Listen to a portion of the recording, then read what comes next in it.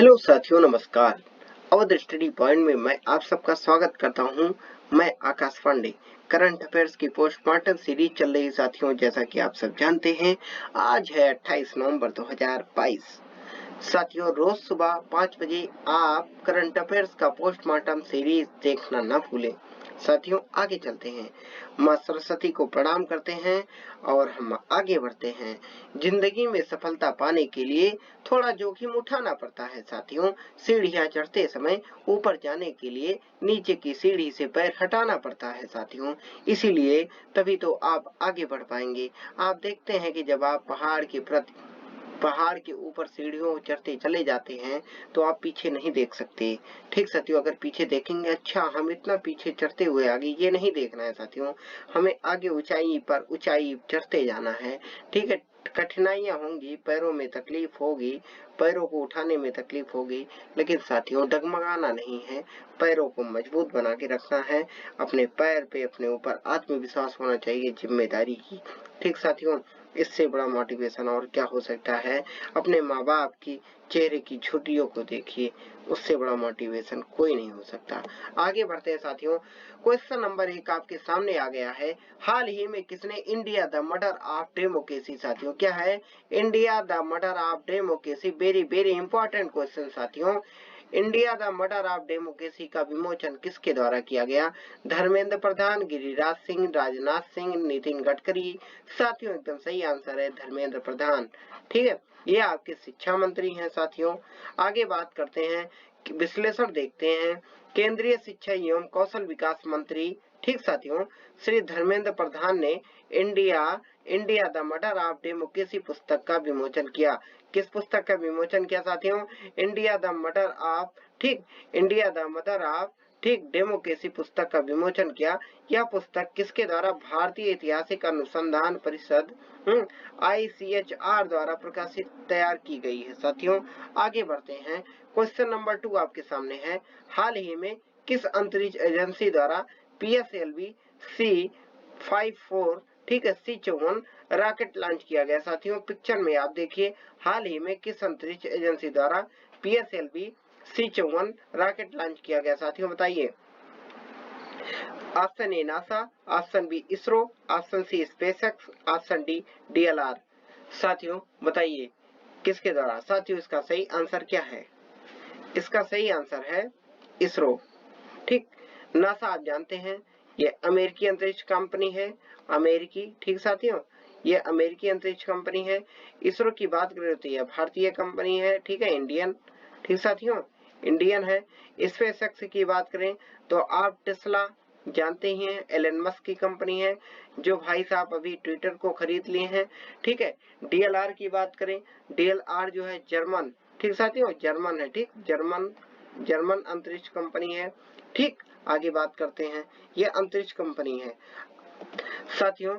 26 नवंबर कब? 26 नवंबर को, ठीक है, संविधान दिवस भी मनाया जाता है। 26 नवंबर को भारतीय अंतरिक्ष अनुसंधान संस्थान इसरो ने सतीश धवन, कहां से? सतीश धवन अंतरिक्ष केंद्र हरिकोटा से PSLV C54 रॉकेट लॉन्च किया। साथियों कहां से किया? सतीश धवन अंतरिक्ष केंद्र हरिकोटा से लॉन्च किया। यह रॉकेट अपने प्राथमिक पर लोड के रूप में एक अर्थ ऑब्जर्वेशन, ठीक, सैटेलाइट EOS-06 या ओशन सेट और 8 नैनो उपग्रहों सहित प्रक्षेपित किया गया। साथियों आगे बढ़ते हैं। पहले इसरो को भारतीय राष्ट्रीय अंतरिक्ष अनुसंधान समिति, यानी इनको इस्पार के नाम से जाना जाता था। साथियों यह जानकारी अगर आपको नहीं मालूम थी तो आज ये मालूम हो जानी चाहिए। पहले इसरो को भारतीय राष्ट्रीय अंतरिक्ष अनुसंधान समिति, यानी इनको इस्पार के नाम से जाना जाता था साथियों। लेकिन जिसे डॉक्टर विक्रम साराभाई वैज्ञानिक थे साथियों, ठीक है, डॉक्टर विक्रम साराभाई की दूरदर्शिता पर 1962 में, कब साथियों? 1962 में भारत सरकार द्वारा स्थापित किया गया था। ठीक है, कब? भारत सरकार द्वारा स्थापित किया गया था। इसरो का गठन की बात करें तो 15 अगस्त 1969 को किया गया साथियों। ठीक है, इनको इस्पार की 1962 में, और इसरो की बात करें नाम बदल दिया गया और 15 अगस्त 1969 को किया गया था। तथा अंतरिक्ष प्रौद्योगिकी का उपयोग करने के लिए, किसका उपयोग करने के लिए, अंतरिक्ष यानी सैटेलाइट का प्रक्षेपण करने के लिए साथियों, ठीक है, प्रौद्योगिकी का उपयोग करने के लिए विस्तारित भूमिका के साथ इनको इस बार की जगह ले ली साथियों, किसका, इनको इस बार की। आगे बात करते हैं, हाल ही में कहां पर सर्वेक्षण पोत इच्छक का, कहा साथियों, इच्छक, ठीक, ये इच्छक है, इच्छक, ठीक, इच्छक क्या है साथियों, इच्छक का हाल ही में कहां पर सर्वेक्षण पोर्ट इच्छक का शुभारंभ किया गया। Option E Chennai, option B Orissa, option C Kerala, option D Kolkata. साथियों सही आंसर क्या है, ऑप्शन ए इसका सही आंसर है साथियों, चेन्नई। आगे बात करते हैं विश्लेषण में। 26 नवंबर 2022 को कट्टुपल्ली चेन्नई में सर्वेक्षण सेशंस, क्या कहां पे साथियों किया गया, कट्टुपल्ली चेन्नई में किया गया, कट्टुपल्ली चेन्नई में किया गया साथियों सर्वेक्षण सेशंस लार्ज परियोजना का जहाज इच्छक लॉन्च किया गया साथियों। इच्छा का अर्थ होता है गाइड, क्या होता है, इच्छा का अर्थ गाइड होता है। यह नाम समुद्र में मेरी नर्स के लिए सुरक्षित मार्ग की सुविधा हेतु सर्वेक्षण की योगदान को दर्शाता है। यह भारतीय नौसेना के लिए बनाई जा रही है 4 सर्वे वेसल्स यानी एसवीएल प्रोजेक्ट में से यह तीसरा है साथियों, ठीक है, यह भारतीय नौसेना के लिए बनाई जा रही है, याद कर लीजिए साथियों। फिर से बता देते हैं, इच्छक का शुभारंभ किया गया, कहाँ, चेन्नई में किया गया, कहाँ किया गया, कट्टुपल्ली चेन्नई में किया गया, ठीक साथियों। आगे बढ़ते हैं, हाल ही में भारतीय सेना और ऑस्ट्रेलियाई सेना, किसके, हाल ही में भारतीय सेना और ऑस्ट्रेलियाई सेना के बीच द्विपक्षीय सैन्य प्रशिक्षण अभ्यास कहां आयोजित किया जाएगा साथियों, बताइए, राजस्थान, गुजरात, महाराष्ट्र, कर्नाटक। साथियों इसका सही आंसर क्या है, ऑप्शन ए इसका सही आंसर है साथियों, कहां, राजस्थान में किया जाएगा। आगे बात करते हैं, ठीक साथियों, हाल ही में भारतीय सेना और ऑस्ट्रेलियाई सेना के बीच द्विपक्षीय सैन्य प्रशिक्षण अभ्यास राजस्थान में आयोजित किया जाएगा, ठीक, इस द्विपक्षीय सैन्य अभ्यास का नाम ऑस्ट्रेलिया हिंद 2022, ठीक, ऑस्ट्रेलिया हिंद 22 रखा गया साथियों। यह अभ्यास फील्ड फायरिंग रेंज, कहाँ पे साथियों, यह अभ्यास फील्ड फायरिंग रेंज राजस्थान में 28 नवंबर से 11 दिसंबर के बीच, कब साथियों, 28 नवंबर से 11 दिसंबर के बीच किया जाएगा। द्विपक्षीय सैन्य अभ्यास का नाम क्या है साथियों, तो ऑस्ट्रेलिया हिंद 22 रखा गया है। भारतीय सेना का प्रतिनिधित्व कौन करेगा, डोगरा रेजिमेंट करेगा साथियों, ठीक है, ये आर्मी की एक बटालियन है, ठीक, भारतीय सेना का प्रतिनिधित्व डोगरा रेजिमेंट द्वारा किया जाएगा। अभ्यास के दौरान प्रतिभागी संयुक्त योजना, संयुक्त सामरिक अभ्यास, विशेष हथियार, ठीक साथियों, देखिए प्रतिभागी संयुक्त योजना, संयुक्त सामरिक अभ्यास, विशेष हथियारों के कौशल की मूल बातें भी समझ सकेंगे और ये आपस में साझा करेंगे साथियों। यह अभ्यास भारत और ऑस्ट्रेलिया के बीच, किसके, दो देशों के बीच, क्योंकि यह द्विपक्षीय है, भारत और ऑस्ट्रेलिया के बीच संबंधों को मजबूत करने में मदद भी करेगा। अच्छा भाइयों ध्यान से देखिए और सुनिए, अगर हम ऑस्ट्रेलिया की राजधानी की बात करें तो इसकी राजधानी कैनबरा है। प्रधानमंत्री की बात करें तो एंथोनी अल्बानीज है, कौन है प्रधानमंत्री, एंथोनी अल्बानीज जी हैं। मुद्रा की बात करें तो डॉलर है भैया, याद कर लीजिए, ठीक है। कैनबरा किसकी राजधानी है साथियों, ठीक, ऑस्ट्रेलिया की। प्रधानमंत्री कौन है यहाँ के, एंथोनी अल्बानीज है। मुद्रा क्या है, डॉलर है। आगे बात करते हैं साथियों, क्वेश्चन नंबर 5, हाल ही में आयोजित आईबीएसी विश्व चैंपियनशिप 2022 में भारत को कुल कितने पदक प्राप्त हुए साथियों, पिक्चर में आप देख सकते हैं, IBA youth men's and women's world boxing championship लानुसिक स्पेन, ठीक साथियों, कहाँ पे किया गया, स्पेन में, ठीक है, स्पेन में नवंबर 14 से 26 नवंबर 2022 तक। कितने पदक प्राप्त हुए बताइए, 6, option A, option B 8, option 11, ठीक है, 14 बताइए साथियों, 6, 8, 11, 14, कितने पदक प्राप्त हुए साथियों, इसका सही आंसर है, इसका सही आंसर है 11, ठीक है, कितने, 11 पदक प्राप्त हुए भारत को। आगे बात करते हैं साथियों, भारतीय मुक्केबाजी ने IBA international boxing association youth men's and women's world championship 2022 में भारत को कुल 11 पदक प्राप्त हुए।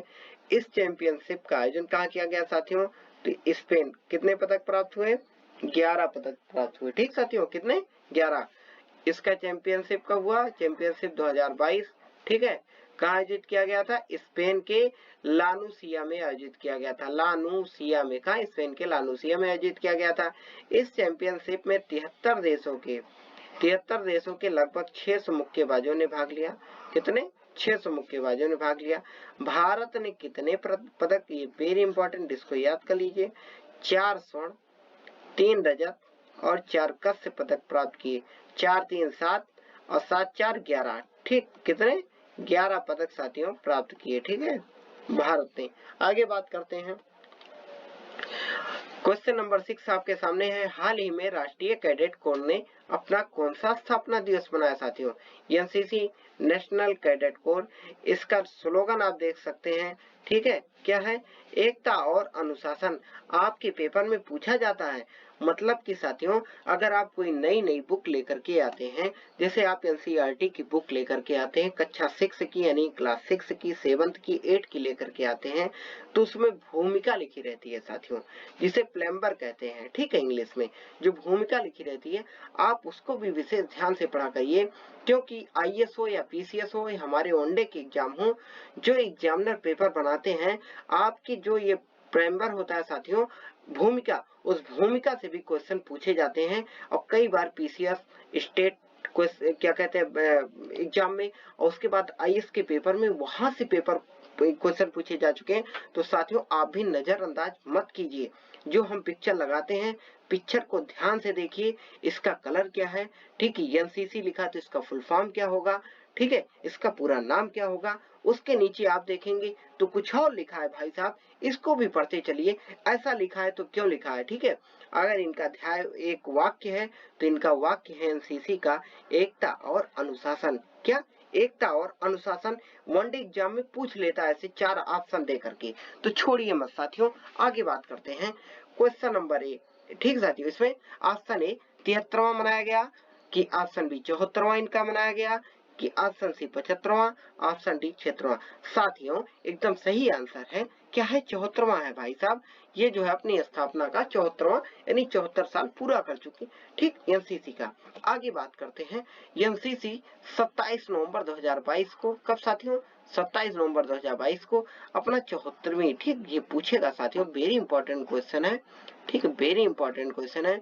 एनसीसी दिवस, ठीक साथियों, एनसीसी दिवस नवंबर की चौथे रविवार को मनाया जाता है।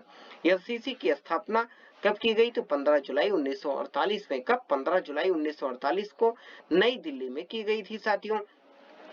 एनसीसी केंद्रीय रक्षा मंत्रालय के तहत आता है साथियों। केंद्रीय रक्षा मंत्रालय के तहत एक स्वैच्छिक सैन्य कैडेट कोर है।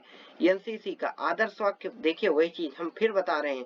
आदर्श वाक्य की बात करें साथियों, तो एकता और अनुशासन है। क्या है? एकता और अनुशासन। रट लीजिए, याद कर लीजिए। मुख्यालय नई दिल्ली में है इसका। महानिदेशक इसके हैं लेफ्टिनेंट जनरल गुरबीर, कौन है साथियों? गुरबीर पाल सिंह है। लेफ्टिनेंट जनरल कौन है? गुरबीर पाल सिंह है साथियों। आगे बात करते हैं। क्वेश्चन नंबर 7 है। हाल ही में अनुमोदन रेटिंग में दुनिया के सबसे लोकप्रिय नेताओं की सूची में कौन सबसे ऊपर है? भाई साहब, कौन होगा? हमारे प्रधानमंत्री श्री नरेंद्र मोदी जी के अलावा और कौन हो सकता है? क्या ही सही है? हो सकता है, चलिए देखते हैं। Option A Narendra Modi, option B Angela Dorothy Merkel, option C David William Donald, option D Vladimir Putin. साथियों, अब ये बताइए, ये सब कौन कौन क्या है, किस पद पर प्रतिष्ठित है साथियों, आपको बताना है। फिर से पीएम नरेंद्र मोदी भाई साहब, हमारे देश के प्रधानमंत्री जी, ठीक है, वैश्विक मंच पर शीर्ष पर है। दुनिया के सभी प्रमुख नेताओं में पीएम मोदी की अप्रूवल रेटिंग, कब अप्रूवल रेटिंग सबसे ज्यादा है? कितनी है साथियों? 77%। 77% इसको मिली है। रेटिंग के साथ सबसे ऊपर है। मॉर्निंग कंसल्ट पॉलिटिकल, ठीक, किसके द्वारा जारी किया गया भाई साहब? ये भी ध्यान से सुन लीजिए, पढ़ लीजिए। मॉर्निंग कंसल्ट पॉलिटिकल इंटेलिजेंस, किसके द्वारा? मॉर्निंग कंसल्ट पॉलिटिकल इंटेलिजेंस द्वारा जारी रिपोर्ट में 56% अप्रूवल रेटिंग के साथ ऑस्ट्रेलियाई प्रधानमंत्री एंथनी अल्बानीज हैं। ठीक है, और आगे बात करें तो भाई साहब, वहीं तीसरे स्थान की बात करें तो अमेरिकी राष्ट्रपति कौन, अमेरिकी राष्ट्रपति जो बाइडेन भाई साहब ये तीसरे स्थान पे आ गए हैं। इनको अगर अप्रूवल रेटिंग की बात करें तो 41% मिला है भाई साहब। प्रधानमंत्री जी का याद करके रखिए, इनको 77% रेटिंग प्राप्त हुआ है। आगे बात करते हैं साथियों, हाल ही में किस बैंक ने भारत का पहला स्टिकर आधारित डेबिट कार्ड लॉन्च किया हुआ भाई साहब? ये कौन सा लॉन्च है, ये कौन सा कार्ड लॉन्च कर दिए? मतलब कि सारे कार्ड तो आपके पास होंगे, तो जल्द ही ये वाला भी कार्ड ले लीजिए, हो सकता है कुछ फायदा इससे मिले। ठीक, देखिए ऑप्शन ए IDBI बैंक ने किया है, कि ऑप्शन ए ठीक है ये IDFC बैंक ने किया है, कि यूनियन बैंक ने किया है, कि स्टेट बैंक ने किया भाई साहब? बताइए जल्दी। ये किए हैं IDFC फर्स्ट बैंक। ये देख रहे हैं ना साथियों, ये पिक्चर में आप देख सकते हैं। ठीक है, ये कार्ड है, ठीक है ये कार्ड है। चलिए आगे बढ़ते हैं। IDFC कौन सा, IDFC फर्स्ट बैंक ने भारतीय राष्ट्रीय भुगतान निगम NPCI के सहयोग से साथियों भारत का पहला स्टिकर आधारित debit card first tap launch किया।